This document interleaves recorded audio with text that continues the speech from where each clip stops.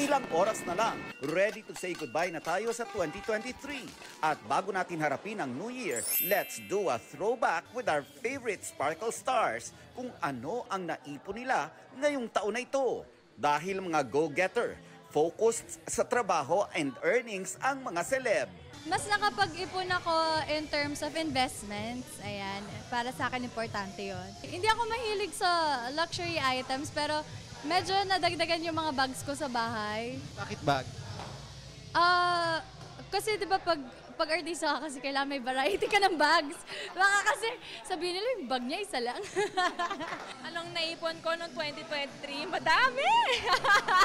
Bukod sa maraming racket. Maraming mga lessons eh. Meron din namang self-improvement ang pinagtuunan. Ang naipon ko, magandang grades. Naipon ko, masasayang memories. I've met the happiest and saddest version of myself this 2023 and I cannot wait for 2024. Lessons po ang naipon ko ngayon 2023 and I'm so grateful.